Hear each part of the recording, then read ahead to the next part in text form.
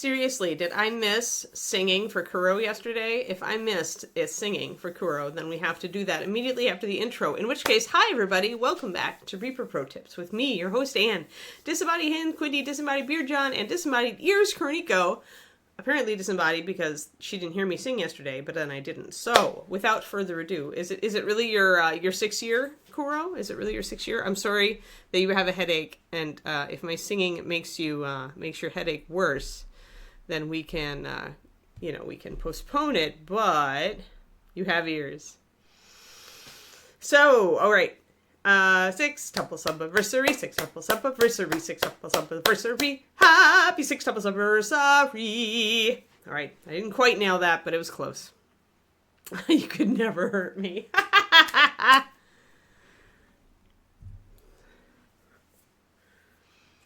All right. It's Beer Frau. I'm like not feeling it on Beer Frau. I'll be honest with y'all. I'm like, Beer Frau, But she's so easy. She's so simple. She's so Beer Frau. So we'll finish her. I'll use my sample color. I got a sample paint. It looks a lot like an attempt at Gnawed Bone. SSC also feeling blessed. Good. Excelente. All right, so I'm going to do her shirt in cream color. So we'll start with this and we'll work up.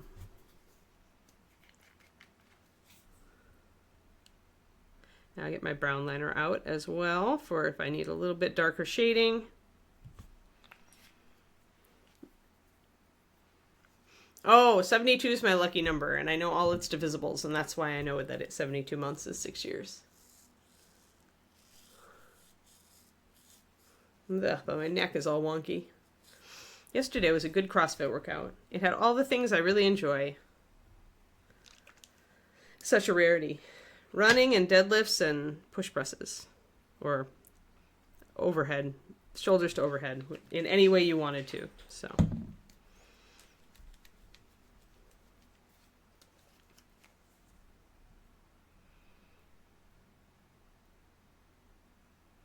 There we go. So yeah, it was a good CrossFit night.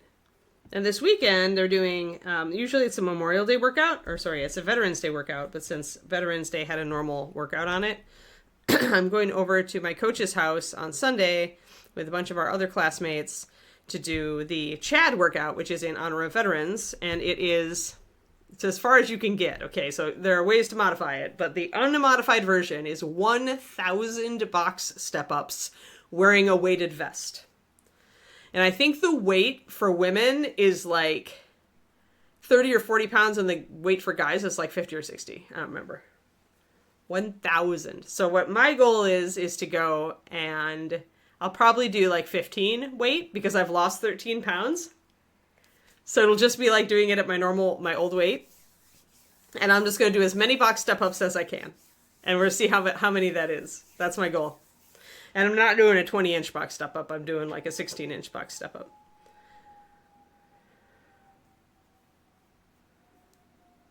That's funny, Crexo. But yeah, so I'm going to go and do that. It sounds like fun.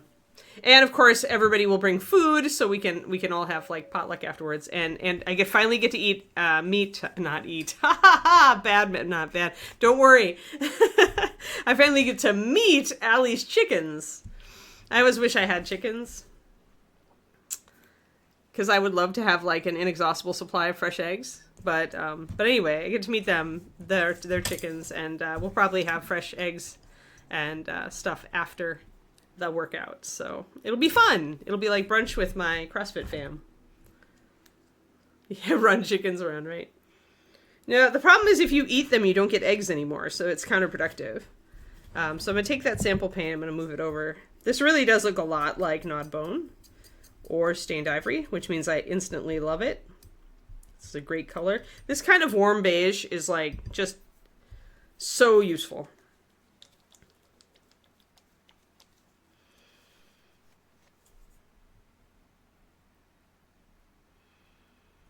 Highlighting browns and, shading whites like white cloth. Or white animals, because a lot of white animals are cream colored, actually, not actually white. Although if I was doing that, I'd add just a little yellow. It's a little ochre, actually. So you get that pale biscuit color when you add white to it. A little bit of gloggy throat this morning. We've got a front coming in and some rain tomorrow. Yeah, annoying and cute. Yep, that's pretty much what I hear, Crexo.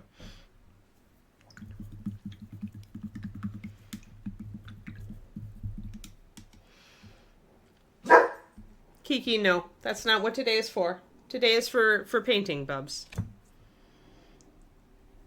I also, sorry for the late start, guys. I had a coaching session with my UK marketing coach. UK-based marketing coach this morning, so I got up super early and had that, and then it kind of set my whole morning a little bit askew. So we'll go a little longer today to make up time. Unless it's a Luca day. Is it a Luca day? In which case we'll make up time a different day this week. Great at getting rid of mice. Interesting. I didn't know that, Kuro. Damn, makes me want them even more. We have plenty of mice and rats around here.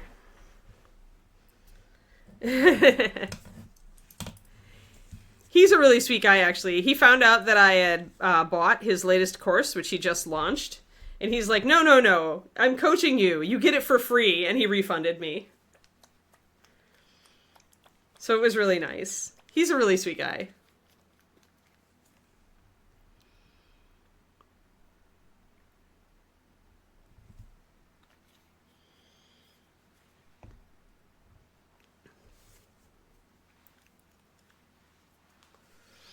Not going to be on today. Oh, he hurt his ribs. Oh, yeah, okay. All right, well, then we can go a little late. Not that I'm happy not to have a Luca, but...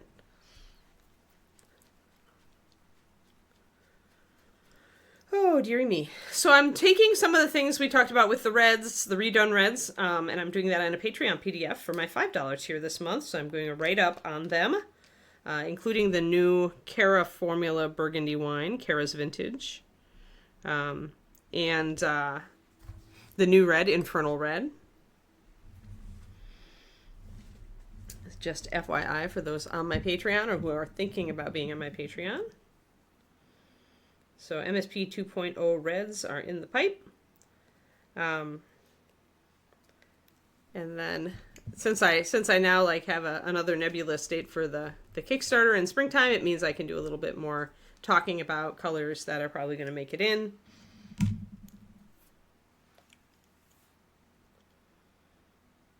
A giant one, and I will sharpen her beak.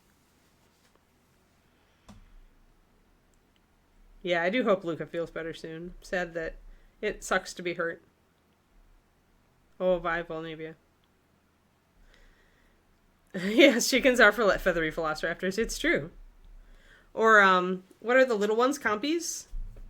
The little raptors? I'm going to put just a little bit of ochre, yellow oxide, into this yellow. So you can see that little dot. I just want to warm it up a little bit, make it a little less cold. Giant chocobo. Kiki, no, the chocobo is not here. She's just going to be dorky today, I think. It's like, I was happy because I closed the windows, because it's cold, so I figure she won't act up as much, but then she's like, I can't hear anything, so I'm going to, bark at everything now. It's, not ideal. There we go. So I warmed that up just a little bit. I like that a little bit better.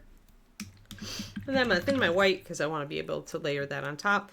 It's not going to be a big deal because this is such a small model and these areas are so small. We're not going to really get a lot of real layering in. The smaller the area, the less you have to worry about seamless layering.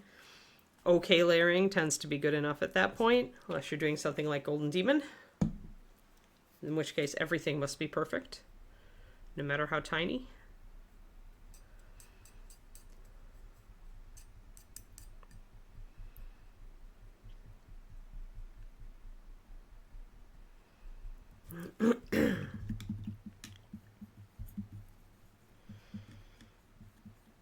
Yeah, base coating will be fine, Crow. I would imagine.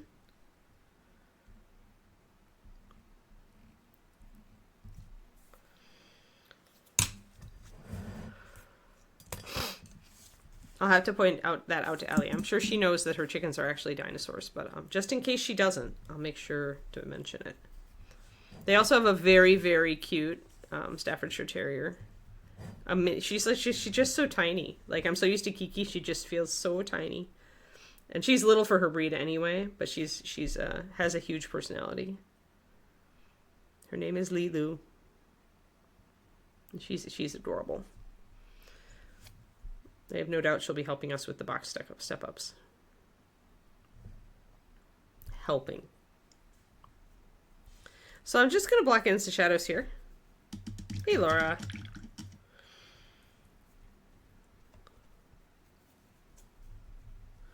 Super glue. The Tamiya, it depends, but usually when it says extra thin cement, it means like for styrene, and I'm not sure if the Harrogate Graveyard is styrene or if it's regular plastic, a different sort of plastic. I would always tend to say super glue if you don't know. Unless the Tamiya cement is used for things other than PVC. But if it's meant for PVC, then no, I would just, not knowing what it's made of. Yeah, always default to, your default should always be super glue, unless you're certain that it's styrene. If it's styrene, then you can use a styrene cement. So I've got a little bit of a smudge up there, trying to cover it over there. There we go. A little bit better. Yeah. They actually got Lilu from a breeder who was rehoming her because she had been kept as a show dog, but she was tiny. So she didn't make the height requirements. She was a tiny staffy, so she's a mini staffy. But yeah, she definitely has the whole personality, though. She's over the top. Tons of energy. Loves to be with everybody. Andrew takes her to the golf course. Apparently his golf course actually encourages people to bring their dogs as long as their dogs are well behaved, because it scares off the geese and other animals that can, poop on everything and be destructive. The best club.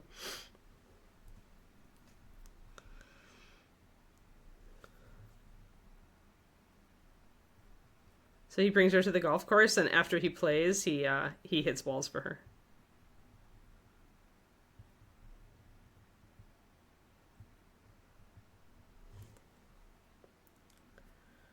Oh yeah, they have the whole body. Yeah, she does. She's like, and because she's so tiny, it really is like this blur wiggle. Like the whole dog is just like vibrating.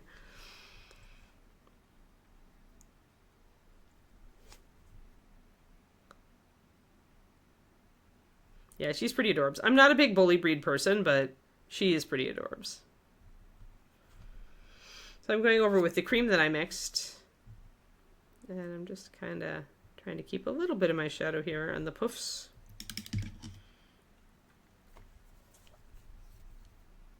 Kiki just turns in circles when she's happy.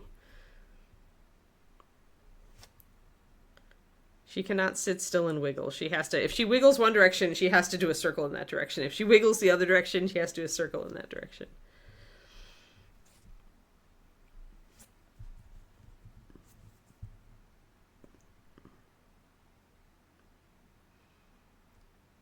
But yeah, I got lots of useful stuff from my coach this morning. Especially because I'm about to set up ads for my launch for 3 Favors. First time launching with ads. And he's been doing Facebook has changed so much about their algorithm. He's been doing a crap ton of testing. He's a total data nerd. I thanked him today for being a data nerd, and he thought that was hilarious. Because I am not. Like, I am interested in data until I have enough of an idea that I feel I can extrapolate. and then I'm no longer interested in data. So I definitely have like a finite fuse on my data interest, but he'll just go and go and go. He's one of those people who can just set up 100 ads, tune them, watch them, set up another 100 2 days later, and just to figure it all out. Oh yeah, especially with Boxer. Boxer is not known for being a low energy dog. Morning, Rach. I had a meeting with my marketing coach this morning in the UK, so that's why I was... Oh, did you know? I must have mentioned before I'm getting coaching. I got coaching from Matthew Holmes. You know, you're one of the only people on stream who would know who he is.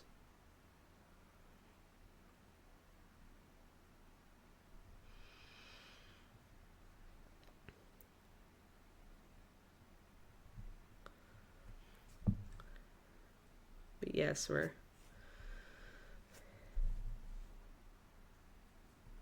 Yes. Yeah. Yeah, so I had a session with him this morning to look over stuff and get ready for my launch. Book launch.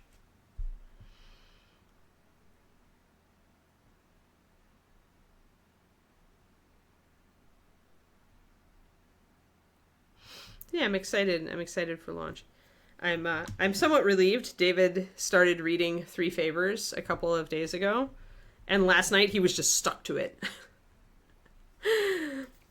Like he was like, I just finished the Xandria favor and I have to stop. This is a stopping point. Otherwise he would have been like Kodiak and he would have stayed up late reading it to finish it. But I'm very gratified because if it wasn't a good book, he wouldn't be stuck to it. So like the David stick test. That's what I've got to do for all of my new books is the David stick test. All right, so we really don't have anywhere else in here. I could have put a little white here, or I can just leave it on the sleeves. I'll have to think about that. This is a similar color as we're going to do for the beer foam. We're going to go a bit more yellow with that. So, oh, good. I like Ben too. Ben's one of my favorite characters.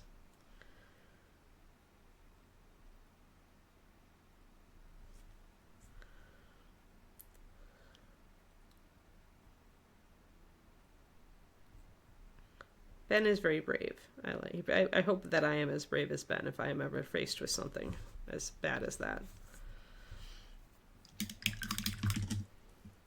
But yeah, I'm really glad you like him, Rach. So like the pasta stick test. Yes, if I throw the pasta at David and it sticks.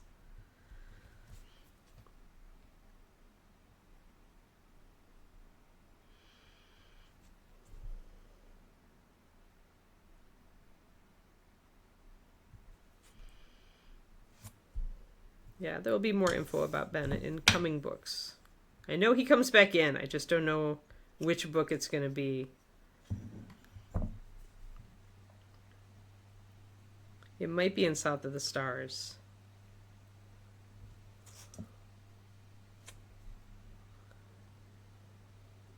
Or it might be in North of the Wind. It might surprise me. Like, North is still, like, shaping up in my head.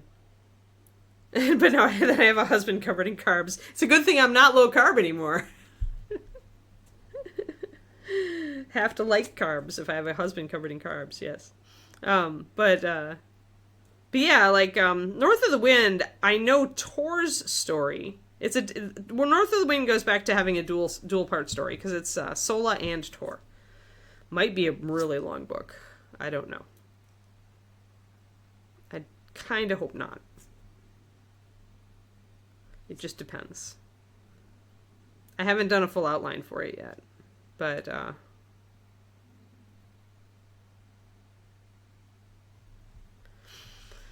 because I don't have Sola's part of that story completely figured out, there's more wiggle room for things to happen and previous characters to come back in.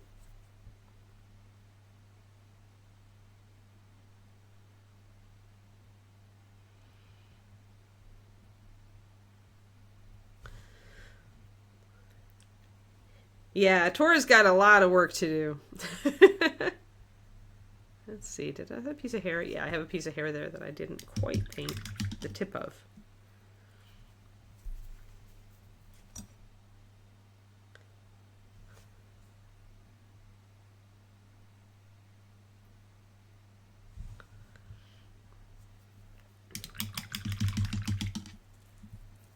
Hold on, I realize that I'm probably not in perfect focus, so let's get a little better here.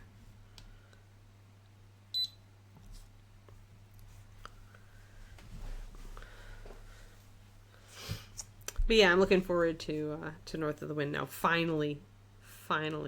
Probably start that January, February. Although I did have to take a hiatus from Queenmaker yesterday to work on, because I have to get this edit done on Three Favors. So sadly, my Nano is going to be interrupted by book launch. So it's okay. Sometimes it just be that way. And I had CrossFit last night, so I didn't have any time to do stuff later at night.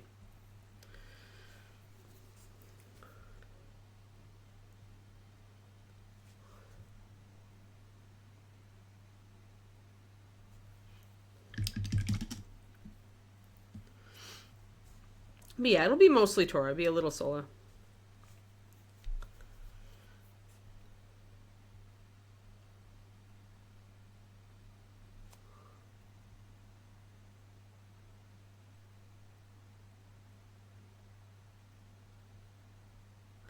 And I'm not sure. I mean, I was going to at least give Sola a couple of chapters, but I don't know if she'll get a lot of room in this in North, because she gets everything. She gets the whole book in Three Favors, so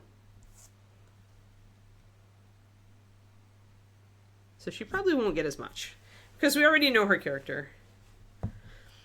And she doesn't have like a concrete arc in North, I think, which is why I won't probably give her own like big section of the story. Like, she's more like Sola has decided to finally act and do things. And those things will have repercussions. But they won't, like, they're not the main point of this story, so most of the story will be Tor. And there will be stuff about the Bear Kings, and there will be stuff about the wolves. Finally, I get to do more about the wolves. It's about freaking time. Been waiting to write about the wolves for a while.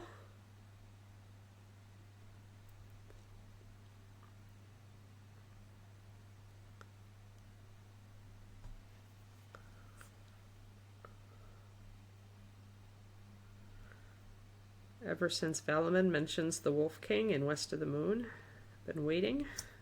And of course the story of the whistle.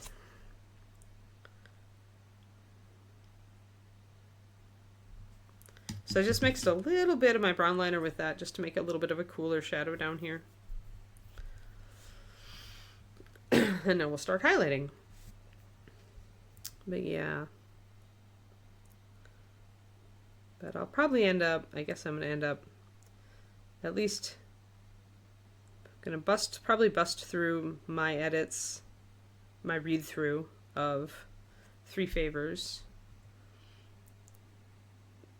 like the rest of this week, and finish it on the weekend, and then make hopefully on Sunday I can make well, I can't actually, I need to get it done faster than that because I have to do my paperback edits. So yeah, I'm going to have to really devote a lot of time to it.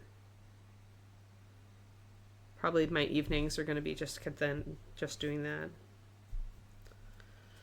Because I have a deadline on when I can make the last edits on the paperback. That's much sooner than when I can make the last edits on the ebook.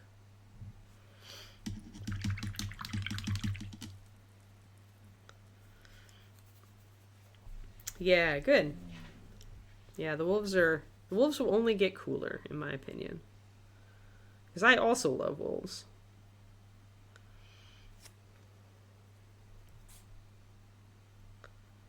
There's a lot on the wolves in North of the Wind.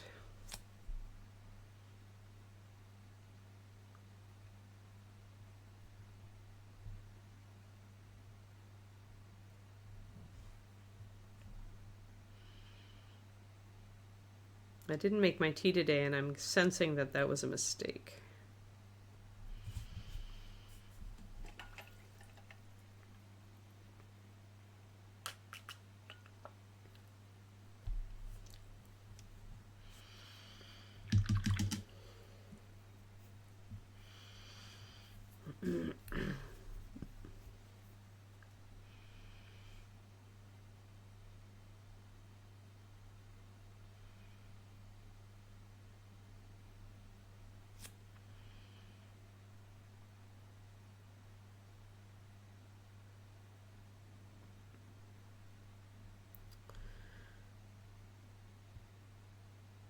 David really likes Andrea.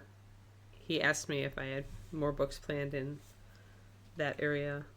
He was making guesses, and I'm like, I can neither confirm nor deny.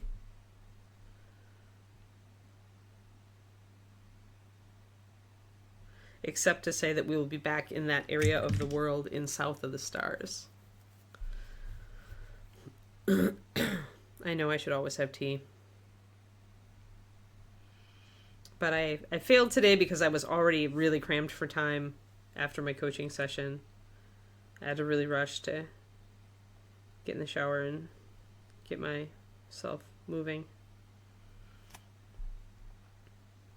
I'm going to blend in that cold shadow a little bit.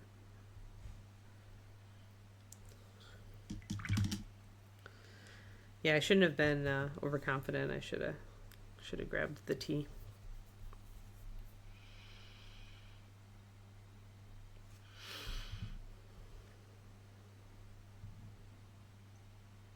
I gotta go kind of top down. It's gonna be hard to see this. I'm gonna get around to the front.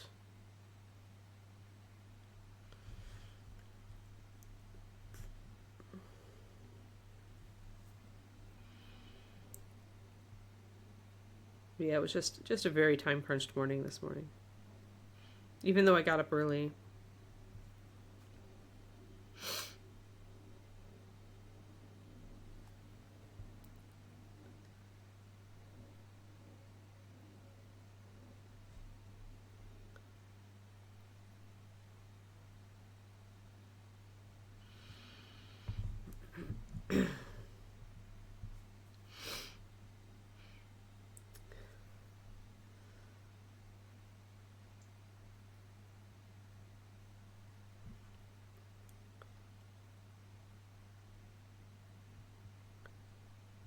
Alrighty, now I can bring in some pure white on these. I already put a little bit of pure white over here. You can see the difference. So bring our pure white in on this side.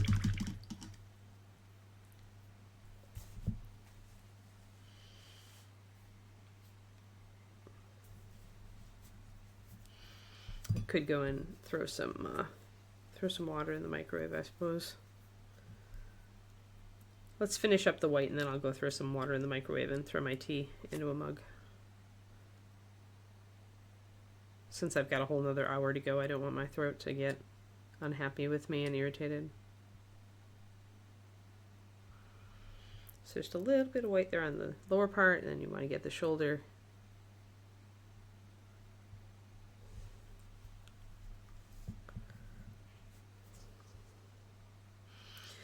And we can't see the shoulder on this side because of the hair.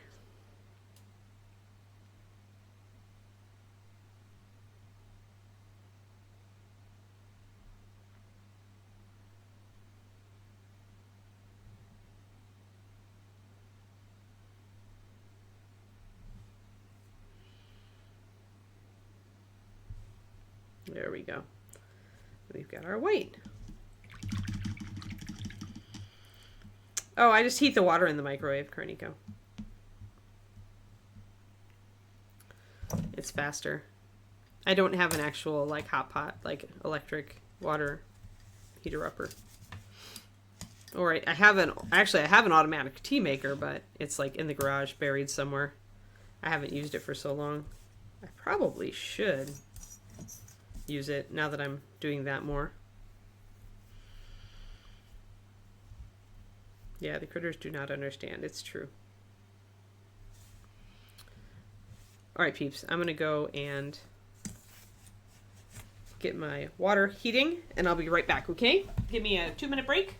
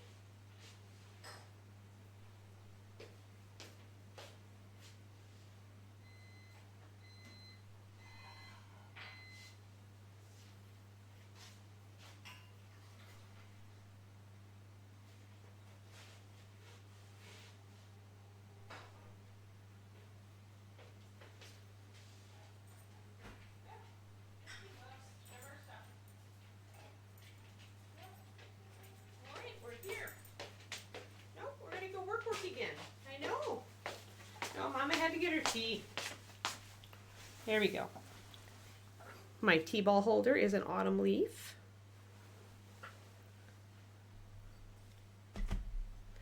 We'll just let this steep. And I'll put on a little timer. Ah!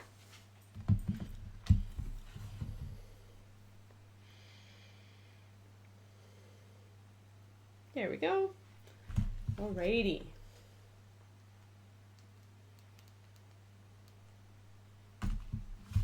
We are set. No Kiki.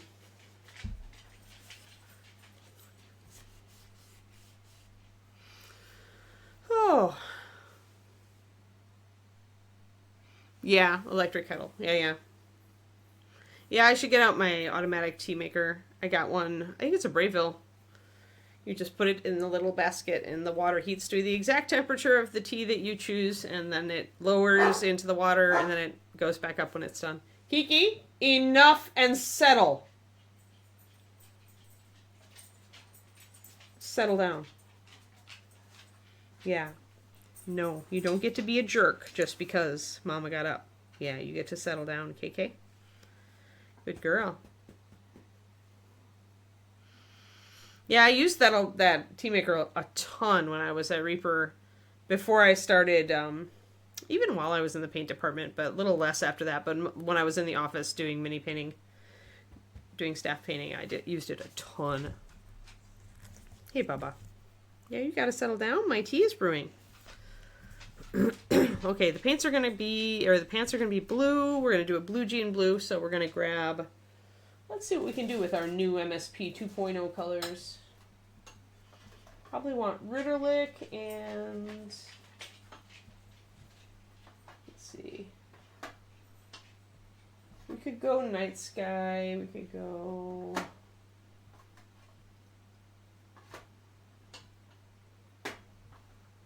More like Templar.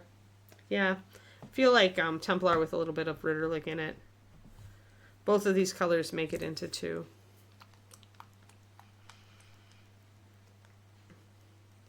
Yeah, that's true, Laura. And that's kind of why I've gone to just nuking the water in the microwave. When I only want 12 ounces, it's like, don't need to have a whole pot of it. All right. So I'm going to be using Ritterlich, which is a very dark blue, very much like a Prussian blue, with a little bit of Templar added to it. We'll probably put 2 drops of Templar, see what we end up with. I want this to be a darker blue. Oh, I'm going to need to poke that.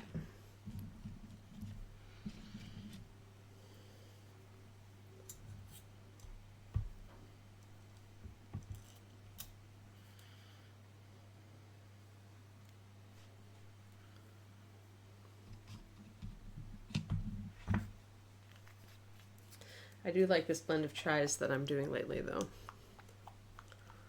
I have pumpkin and spice tea for the morning because it'd be that time of year. I'm totally going to want coffee today, too. It's so dreary out. It's going to be a cloudy day all day. Let's do 3.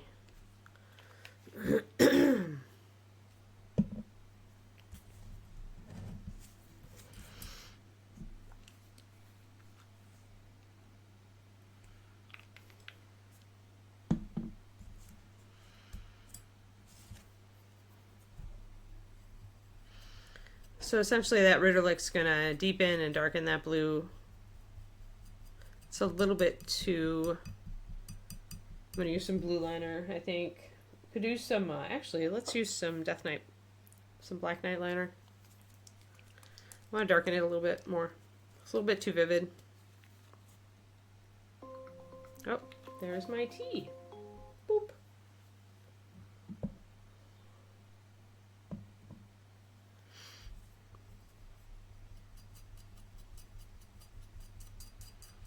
Yeah, that didn't do much against it. That's because the Ritterlich is so powerful, because that color is made in a base that is blue with a ton of black loaded into it. So now I have to like look at my composition and say, all right, that's an okay color to like highlight with, but maybe I want to make something darker for the first layer. Singing tea, yes.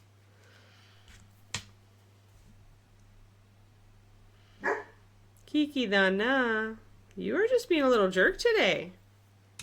There's a lot of construction on the street and stuff too this week.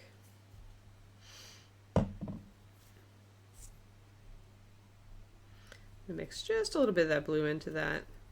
Get a nice dark color to start with. Maybe a little bit more. There we go.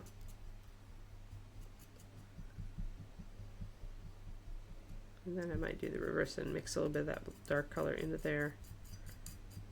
Kind of mix them back and forth. If you want to if you're making 2 colors to work that you want to work together, you can do this whole back and forth thing where you just take it and mix a little bit into that. I don't want to mix any more dark into this because it'll totally mute out that blue, and I don't want to go too desaturated. So this is a nice dark blue-gray. You can see that color. That's about what I want. All right, tea, come out. Luckily, it's like herbal, so if I oversteep it, it doesn't go bitter.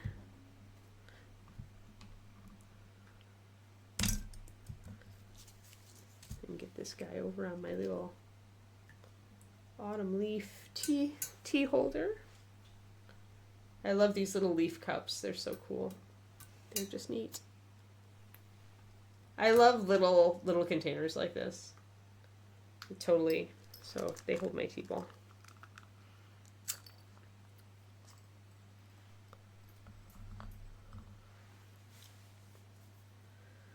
And then I'm going to put just a little bit of stevia in this just to give it a tiny bit of sweetener. There. Alrighty. Tea acquired. Thanks for your patience, everybody.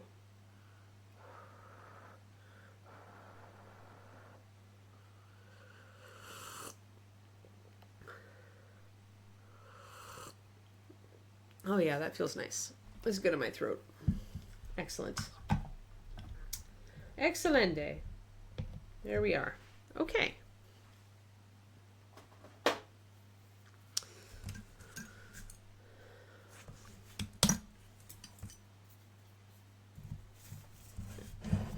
And there we go.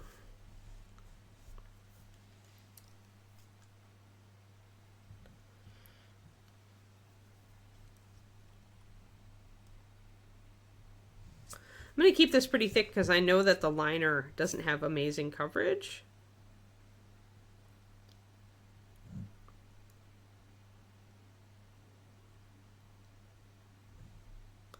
And I've thinned down the other one, so...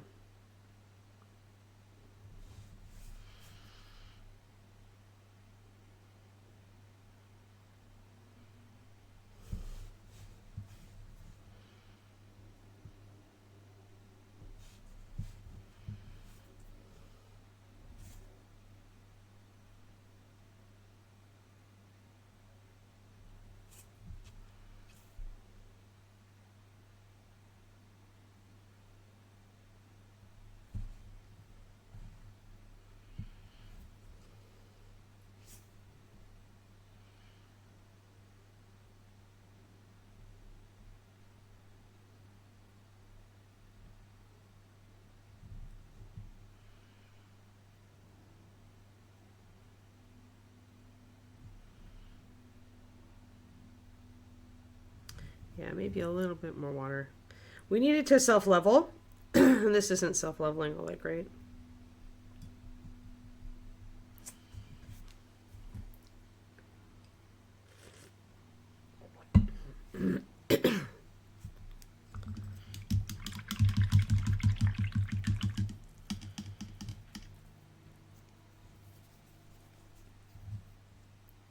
Many people would agree with you, Coral.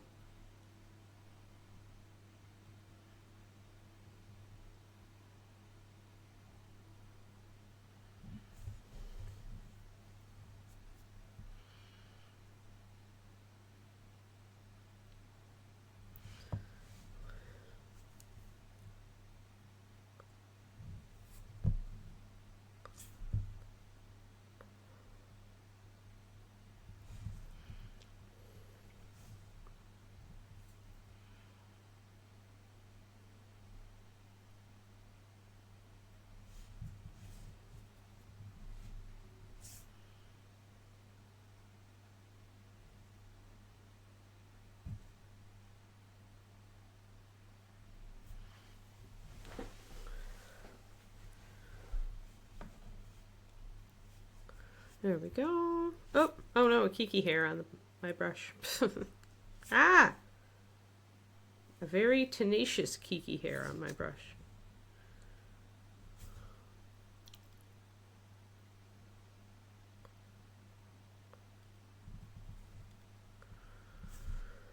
So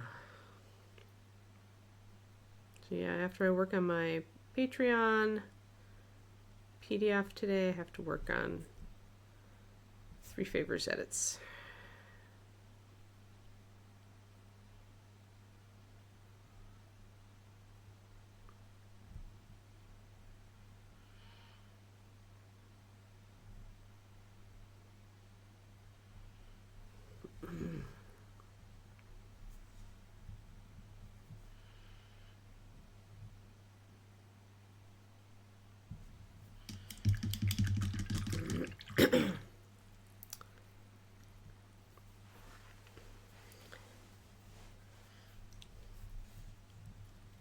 So I have a question for you, those of you who read my books out there, because I'm talking with my coach about starting up some BookBub ads next year at some point.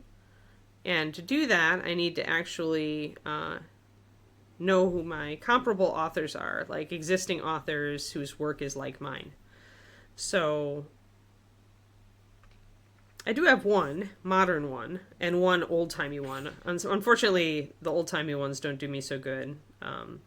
Robin McKinley comes to mind as far as a previous comp author. But my only modern one that I've come up with is T. Kingfisher. And I wondered, for those of you who read my stuff, is there any other author that you've read who you think is like got a similar vibe or would appeal to similar readers? Yeah, he just refunded me on it, Marich. He was like, have you looked at that? And I was like, yeah, I already bought it. He's like, no, you shouldn't have. And apparently if you coach with him, he gives it to you free. So he's like, I am refunding you right now. Yeah, they're having a lot more success with BookBub lately.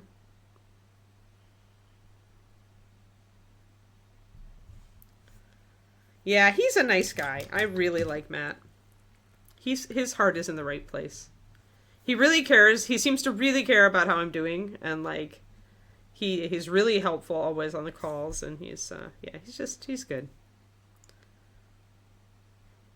They're also having a lot of difficulty actually getting, before they started doing BookBub, they were having a lot of difficulty having Lori's new series like actually reach people. Facebook wasn't doing anything for it. So he knows the struggle. He understands the struggle.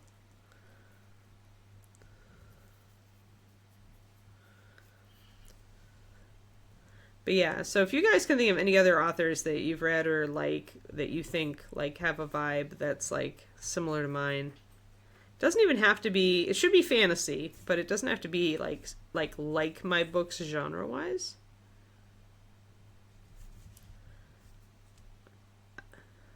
I feel like T. Kingfisher, you mostly read horror and urban. An awesome outlier for you. All right, well, that's cool. That's cool, Crow. Fair. If you can't help, you can't help. But I figure if I don't ask you guys this, I'll never, nothing ventured, nothing gained, as it were.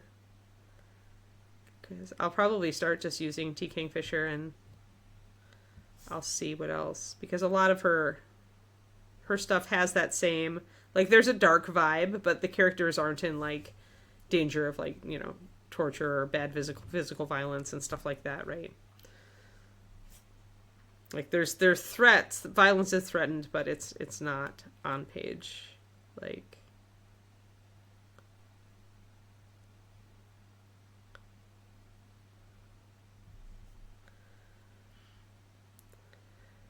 Incomparable, Richard. You're funny.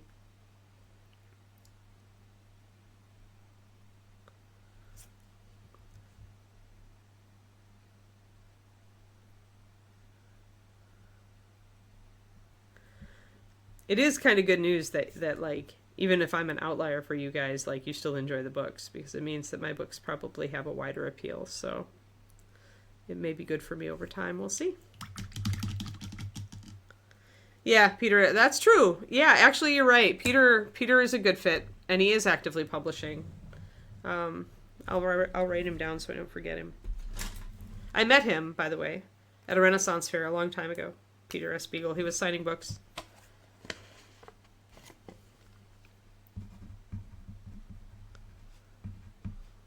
I don't know if McKinley is still publishing, if Robin McKinley still is.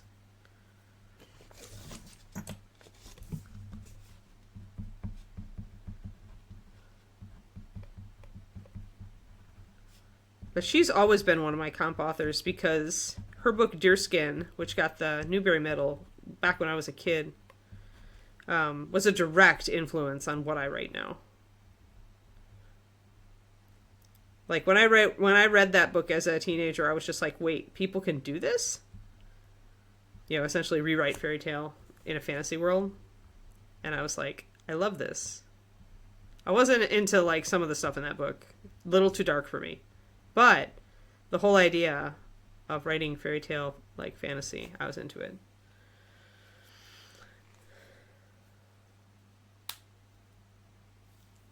But does she do it with romance, Nguyen? That's the thing. That's the reason that fairy tale actually doesn't work as comp for me a lot of the time. Yeah, so that's a no. I have, like, almost zero romance in my books, in the Bear Kings. That isn't always going to be true. Like, some books will have more, like, they'll have a relationship in them, but it's never going to be. Yeah, that's the problem with fairy tale. is that, and why I had to stop using that as a keyword for ads in my books, is because fairy tale has become romance.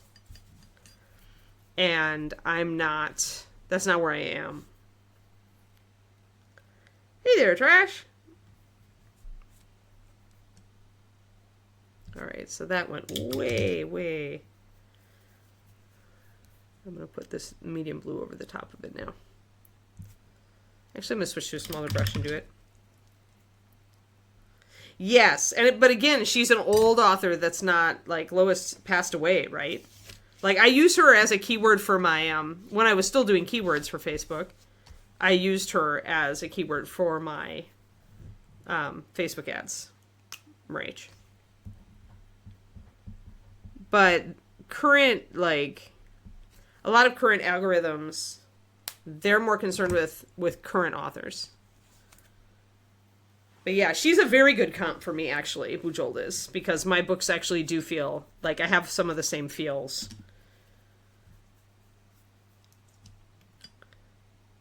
Penrick's Demon, it's a great series.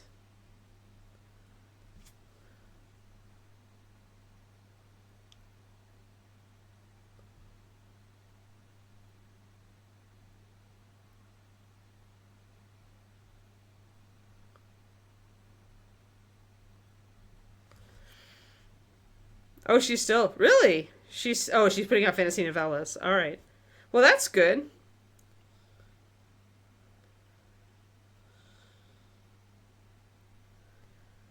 Yeah.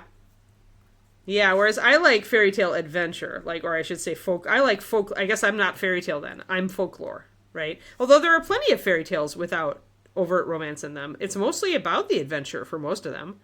I mean, sure, you have, like, you know, you're trying to win the hand of the princess, or the princess is trying to do X or Y to get the hand of the prince, but it's not the main point of the story. The main point of the story is the trials they have to go through.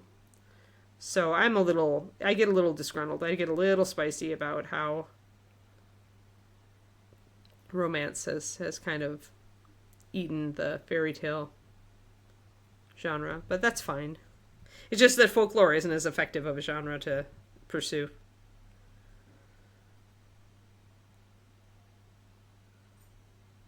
No, I didn't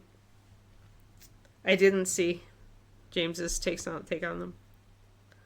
I have been getting ready to publish my 4th novel. I have not been interfacing with the mini community, Trash. Sorry.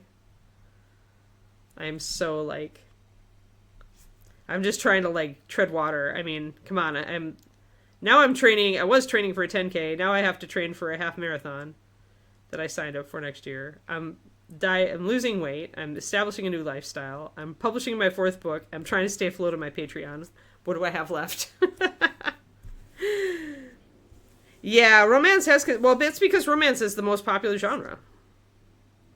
I know even guys who read romance. And it used to be all women. Not anymore. But yeah, and I don't have anything against romance. It's just that I don't want to write. Like, that's not what I write. Romance for me is always going to be slow burn. And it's always going to be, like, part of the story, like, you know, like an organic part of the story. It's not going to be a story for it. So, like, I don't, yeah. You know what I mean?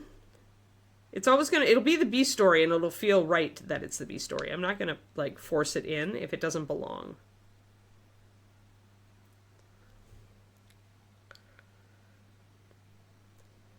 Are they super cute? If you can drop a link, is there a link? Oh, okay, there it is. Yeah, I want to see the pictures. Oh, they're adorable! Great job! Yeah, those are so good. Everybody go and look at Wapple's awesome gummy minis. Those are fantastic.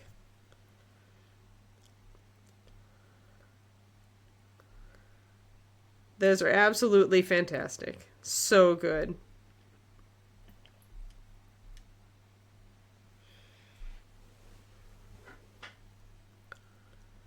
Oh, Paolini, that's interesting. I never thought of him. as I've read one, or I started reading one of his books, but it was definitely not. It was not as much fantasy. How did I read about him?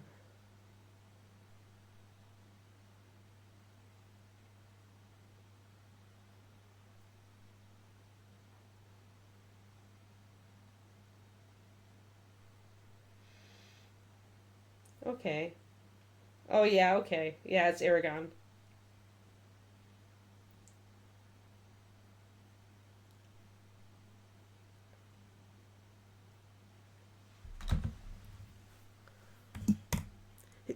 That's Chansey though, using Paolini as a comp, because because it's so popular, because it's a mega hit. You usually don't actually want to use a mega hit as a comp author. Not unless you're like really doing kind of lookalike stuff. And I'm not. But maybe. I mean, it is coming of age. And it is adventure.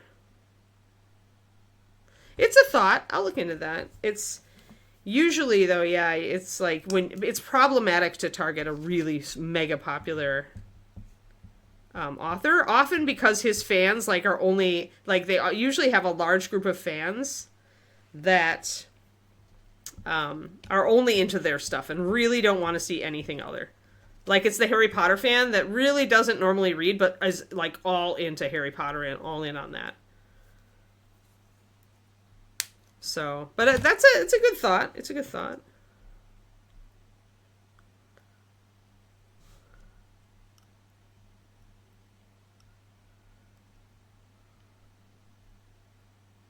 Yeah, and that's just the fairy tale. Like that's because of the world that fairy tales were born in, right?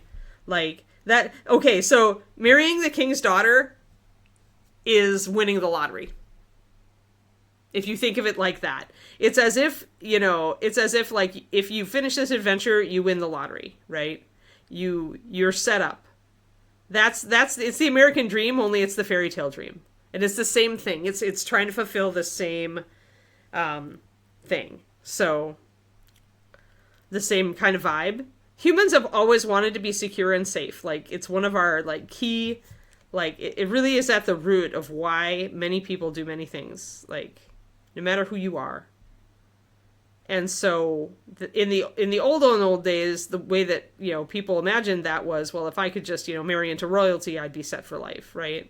Now it's, win the lottery and I'll be set for life. Write a book that's a huge bestseller, I'll be set for life, right? Make a YouTube channel that goes viral, I'll be set for life. It's that kind of thing. It's wanting to have that safety and security to do whatever you want, to enjoy your life, and to have the money you need without like freaking out about it, right? Yeah, it's the never-ending journey for contentment, exactly. And so that's why the fairy tale books run like that, right? No, that's really good, Laura. It's good to know that has that feel. I mean, it is not surprising because my books are coming of age fantasy, and so is his.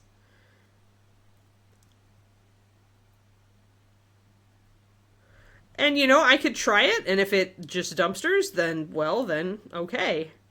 The other thing is that his book are very much Dragon Rider books, right? And that is its own genre with its own rabid fan base that really don't want to read anything without dragons. And my dragons are not that kind of dragon. So that's why I look at that comp and kind of go, well, there are things that might appeal to some people in his audience and things that might not. And the only way to know is to try, right? It's not like I lose anything other than money if I target him with a ad.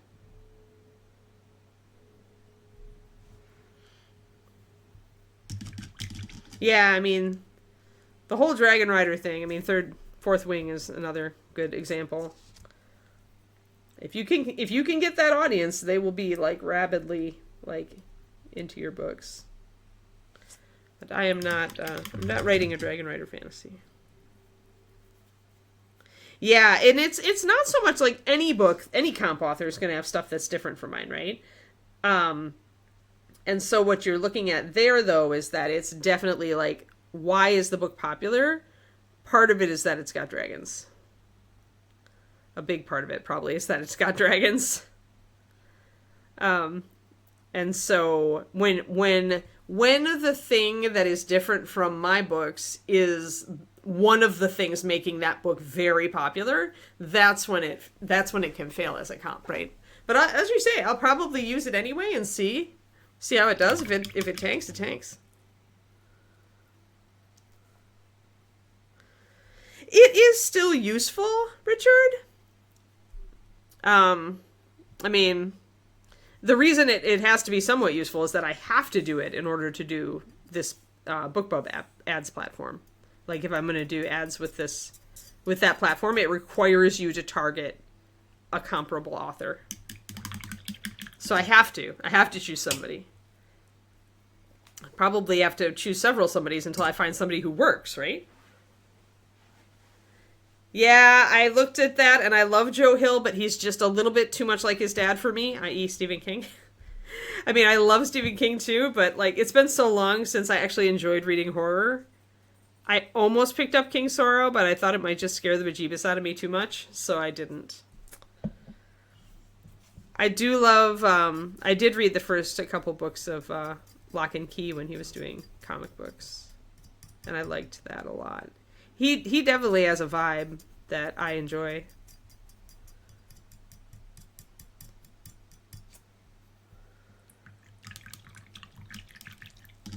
Yeah, for sure, trash. And I mean, there's plenty of actually, there's a really cool site run by a really cool guy, author called I think Kalytics, where again he's a data nerd, and he breaks down, like, you can go and look up your genre, and it will populate with keywords based on the top 100 selling books in that genre. And it'll show you which keywords are the most popular keywords. Dragons are always big on that. Yeah, the intelligent talking animals. Yeah. Yeah, he's super. Is he another Matt? Is he also a Matt? I can't remember what his name is. He's on. Becca has him on her podcasts a lot for Author Nation. He's been on talking about the K-Leaks platform a lot.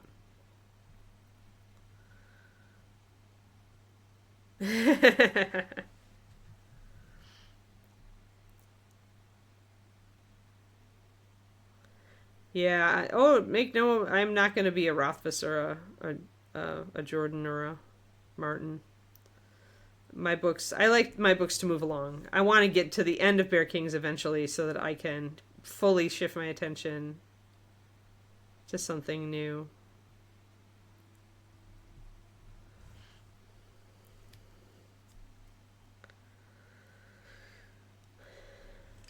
But yeah, the Kalytics thing is fun. It's just fun to look at, like what the top things are.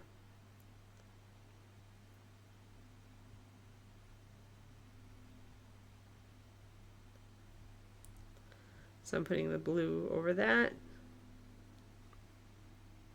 Alex. Yeah, maybe. Yeah. I think you're right. He's an Alex. But it's pretty cool. It's cool looking. Hold on.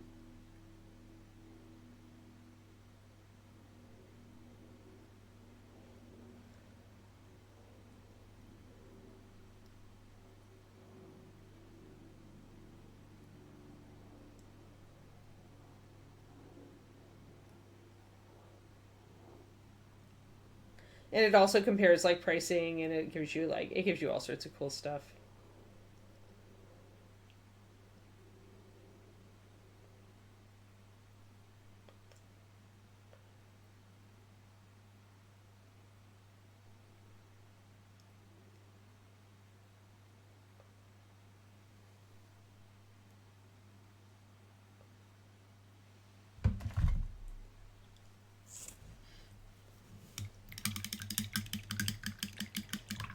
It's like something that I would pay for if I was designing a new series that I needed, that I wanted to factor in some of that stuff with, but...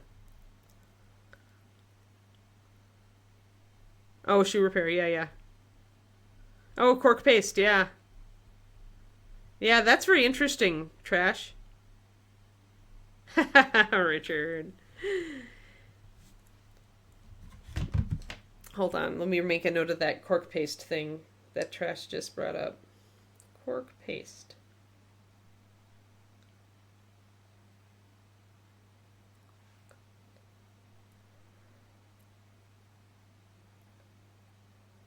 Wow, there's cork sealer, cork grease.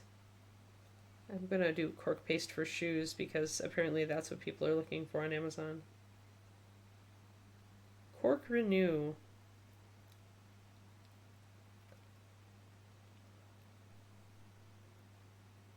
I'll have to look elsewhere. I'm not seeing it here, and yeah, I'm just not seeing it.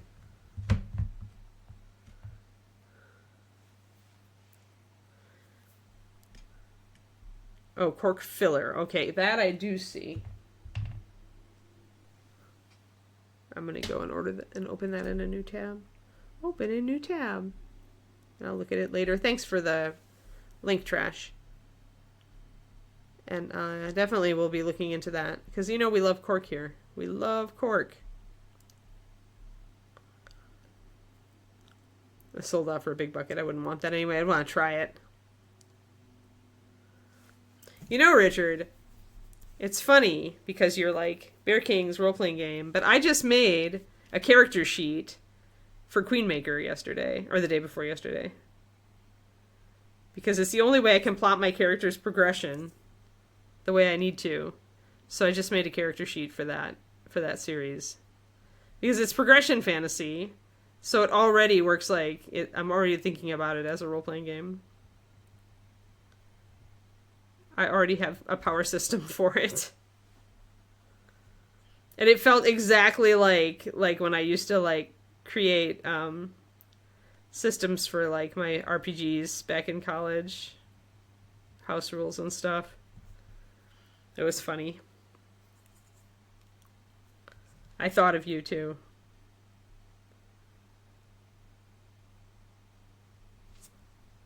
I'm going to do a white underpaint line along this seam.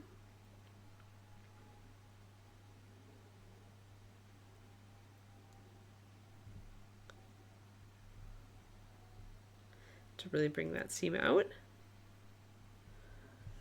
I don't know if you're doing that with your progression fantasy, Kodiak, but it worked for me really well to figure out how Mel was going to progress.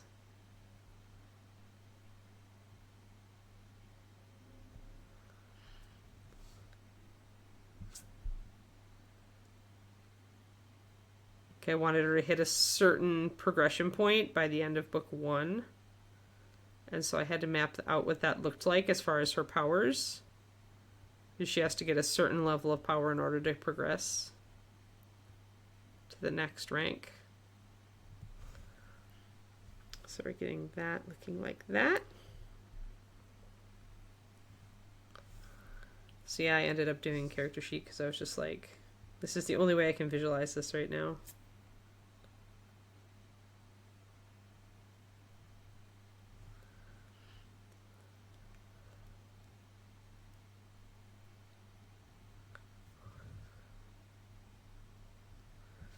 Totally begs to be a bonus content for Patreon or email list, depending on how Queenmaker ends up progressing.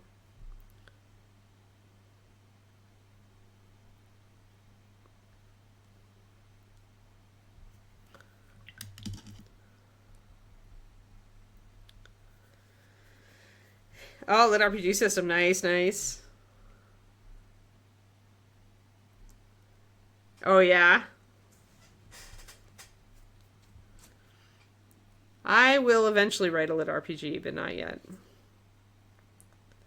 I'm not sure when it will happen, but it'll happen at some point. It kind of depends on how Queenmaker does, and if Royal Road works out for me. If it works out, then I shift attention to that.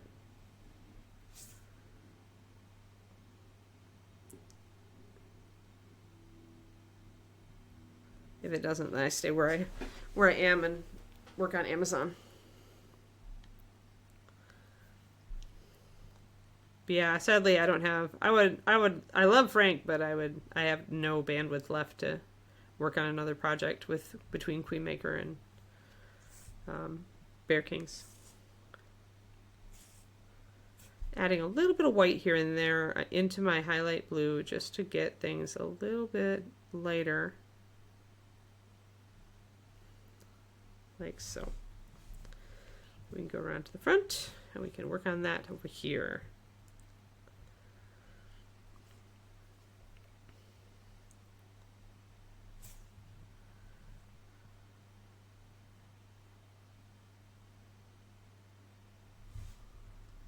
But yeah, developing a system and then working a game around it in conjunction with putting out lit RPG novels about it is an interesting idea.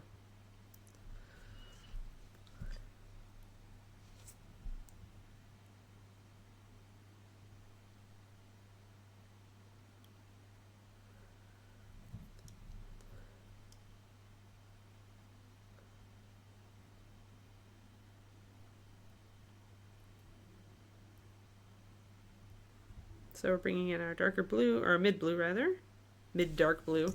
So we're bringing in this color.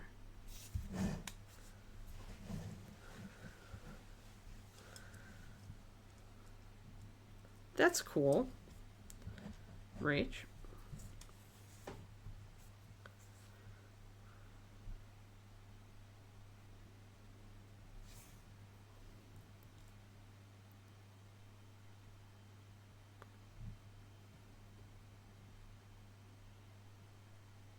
But then I would definitely say that because I'm into mystery.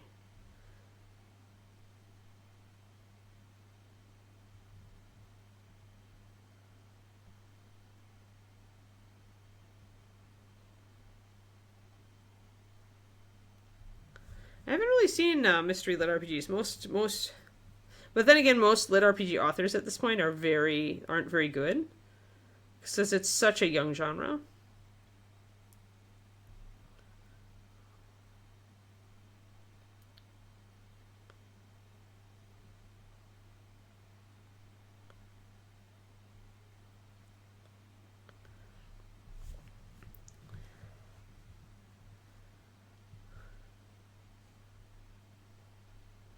That's exactly what I want it to look like, Hendrik. So that's good. I feel like she's actually a modern character and not a medieval one.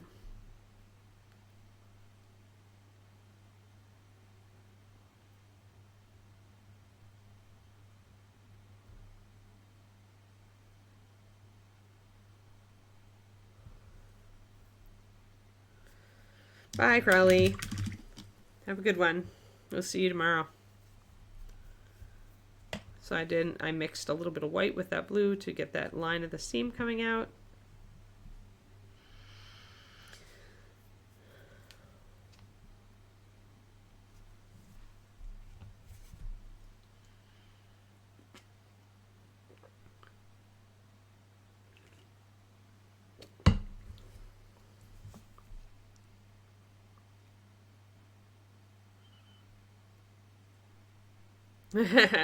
I wouldn't even do that on, I wouldn't even bother with the gold seam lines for a 28 millimeter. I certainly wouldn't do it for something this small. I feel like, but then again, I'm always looking at, would this actually show up if I was looking at a person at a distance that made them this size? And those gold things wouldn't, the gold threads definitely don't show up until, if you get to like a 54, 72 millimeter scale, then I figure you could do them. Or if you just don't care if it looks a little bit cartoony.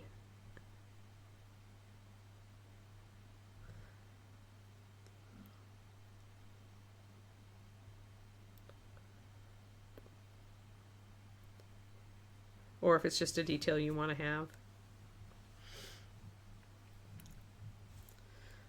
For me, I tend to question when it's that much work. I always question, what does this actually get me? Like, is it gonna be cool and realistic, or is it just gonna be like a lot of work and it'll still be impressive because I did it, but I'd rather probably put the time in on a different area of the model. But everybody, you know, how you want to do blue jeans is always up to you. It's always your choice.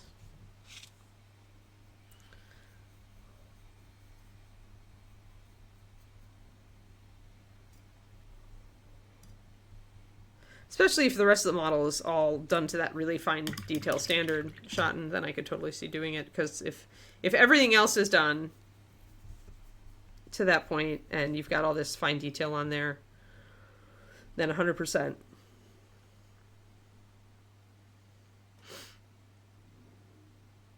Yeah, that was a good game.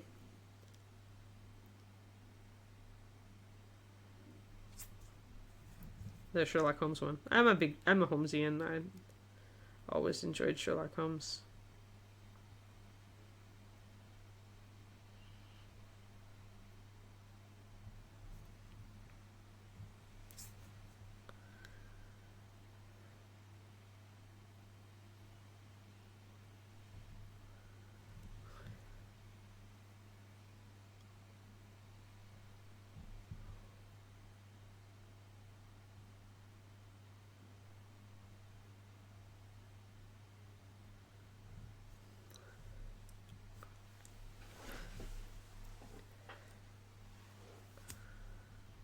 Probably for contrast. I mean,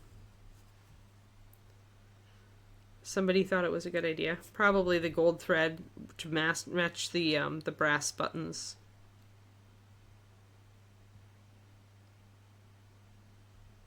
But who knows? Impossible to say what the originators of blue jeans and the gold stitching had in their minds.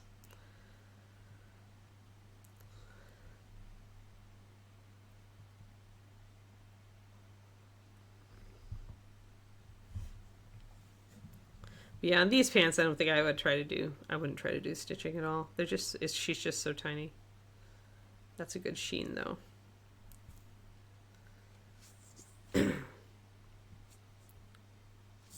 So we'll go a little long today since I started late. Keeks will have to wait for her walkies.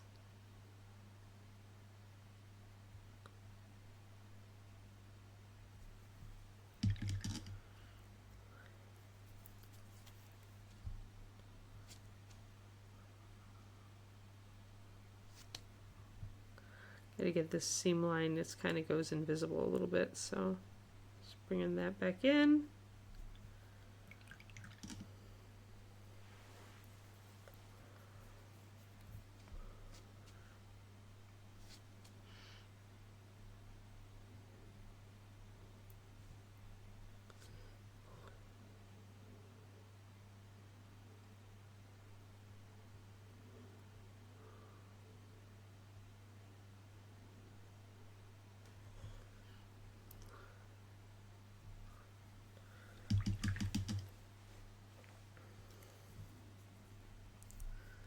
That's true.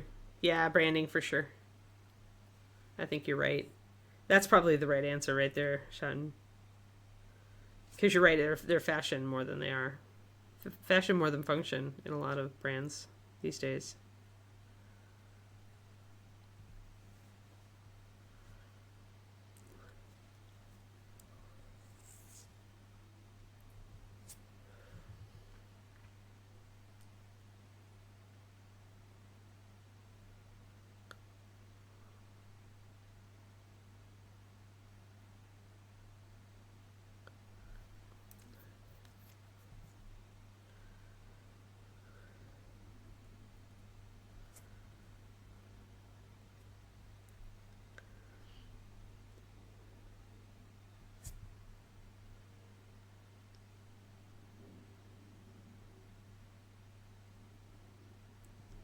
If it existed that far back, the gold thread.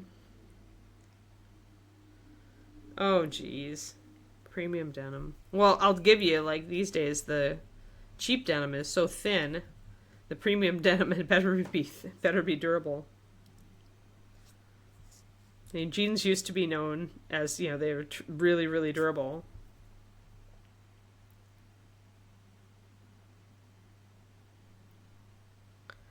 I don't wear jeans a lot anymore. In the winter I switch to jeans for the most part, but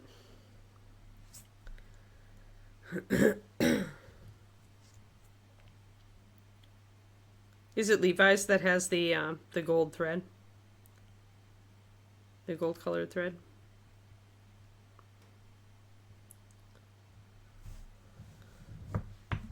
We're going to ask the internet.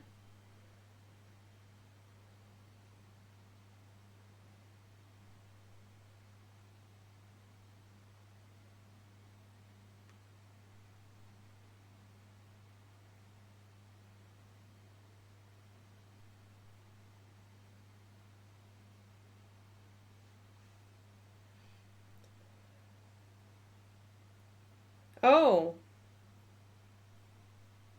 the most common story. Nobody knows for sure, but the most common story suggests that the practice was started by Levi Strauss and Company and was directly related to the addition of rivets to jeans.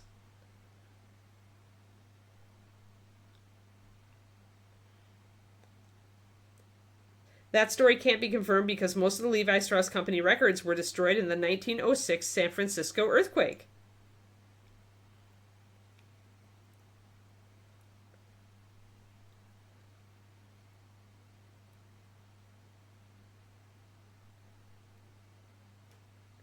Ah, yeah. Okay, so the rivets were copper, and so the traditional orange or tan thread was selected to match the color of Davis's copper rivets. This guy was also behind the pattern stitches on the rear pockets of blue jeans, which also once served a practical purpose. The pockets used to be lined in cotton, and the stitching kept that lining from bunching up. Even after they removed the lining, Levi Strauss kept the identifiable stitching and registered it as a trademark in 1942. Yeah, sure. The seed of a short story, for sure, Rage. Although I suppose if you changed it from blue jeans to something else, you could novel out of it. But that sort of thing, certainly. Destroyed records. It's cool, though. Yeah, there are still some heavy jeans. You're right.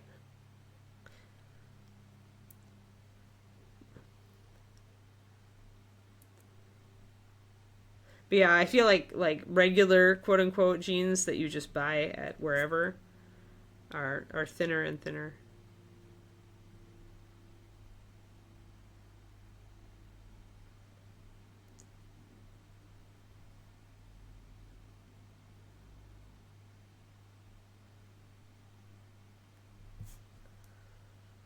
I'm just starting to put some blue in on there. A glyph to keep the butt demons away. Yeah, exactly. As likely as any other story. I didn't know that their records got destroyed in the earthquake, though. That's a pretty cool piece of history.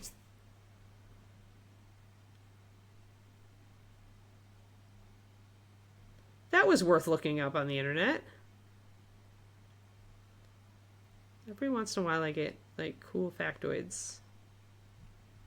And I like cool factoids.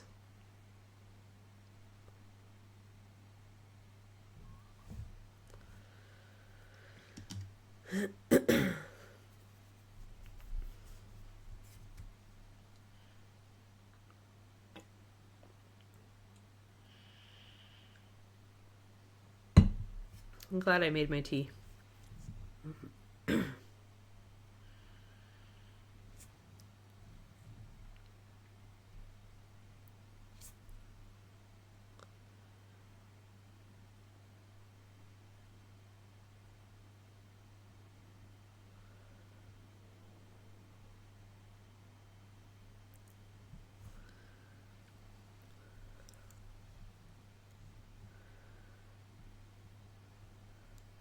I don't remember, Pendrake. I mean, usually such thing would cause fires. And I believe that resonates with my memory. Because a lot of the buildings were made of wood because there was so much forest nearby.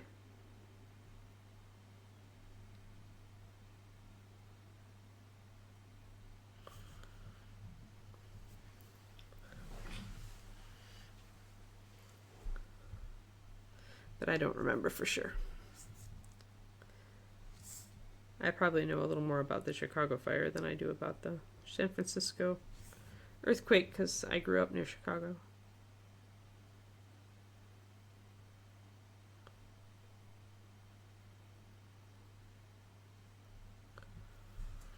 So again, a little bit more detailing around the seam there just to bring it out.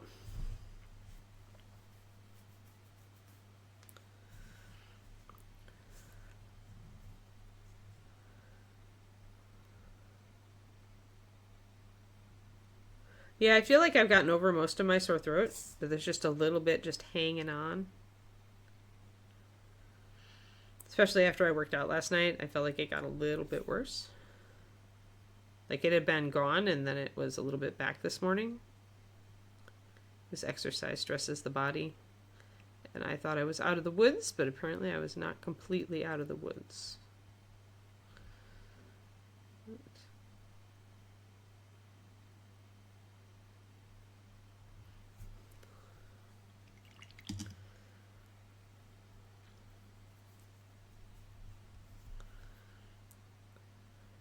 There we go. Mariachin and Schotten for the historical factoids. Thank you.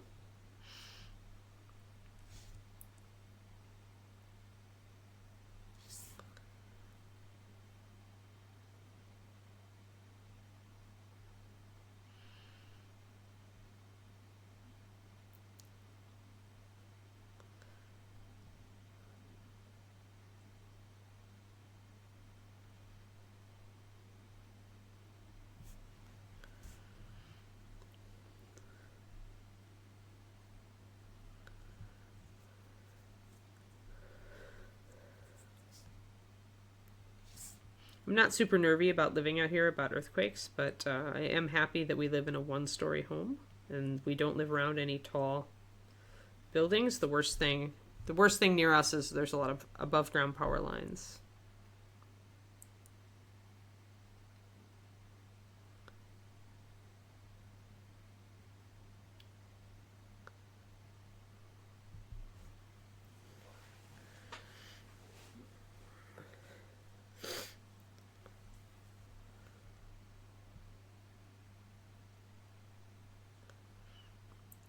Yeah, I'm sure.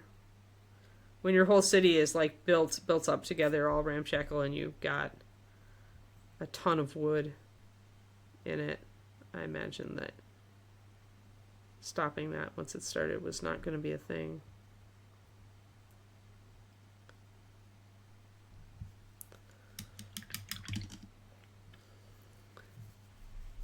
So I do put the seam highlights in because I do, if it's sculpted, the detail, I like to bring it out. And I'll also glaze over it a little bit to dim it down, make it a little less obtrusive. I've got some blue on my thumb there.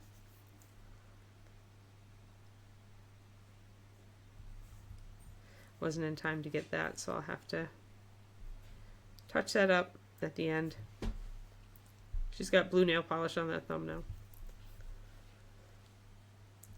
She looks a lot closer to done now, though, that we've got the pants and the shirt in.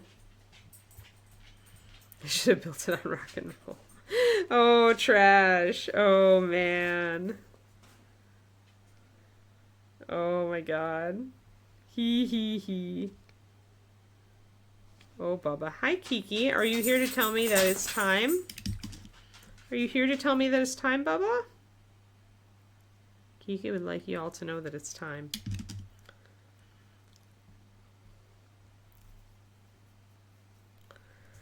All right. Pretty good. Dark blue jeans is exactly what I was looking for, so that's pretty good. I need a little bit more just around the front of the knee here, and then we'll call the stream.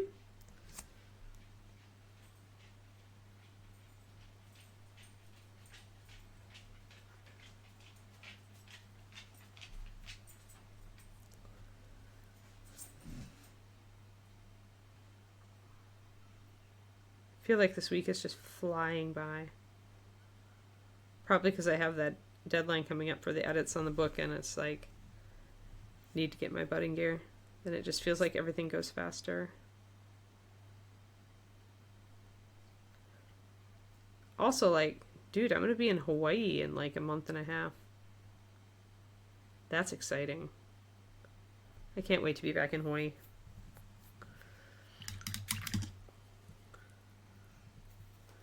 Yeah, I think she looks good. Thank you, Kuro. Okay. That's looking pretty excellent. Sweet. So next time I'll probably put it in the gold accents. So we'll do the beer foam and we have to figure out what color the mug is going to be. If it's going to be glass, or if it's going to be a color. And get that gold detailing in on her belt buckle, her bracers, and her boots. And then we just have to do the rocks. And then we'll be done. Yeah, she's a fast paint. She's a super fast paint. So, excellent, everybody. Thank you so much. I guess I can poke her little head up there so she can stay visible. And we can focus on her. Tomorrow, for our Thursday stream, we continue rocking out. Ha ha ha ha ha. And putting the glowy bits on our, and skelety bits, the skelety bits, and the rock bits onto our dude. So we'll continue working the glow. I might actually start working the glow on his base as well. And then once I see how that extends, then I'll be able to be more informed about how the rest of this is going to go. But yeah. Thank you, everybody. I look forward to seeing you all tomorrow. Thank you, Quindy and Kuro, for modding. Trash, it's good to see you again. Thanks for linking the Wapple stuff. Skelety bits. Yes, skelety bits. Exactly. That's what I was thinking. And I will see you guys around. All right? Have a good one. See you later.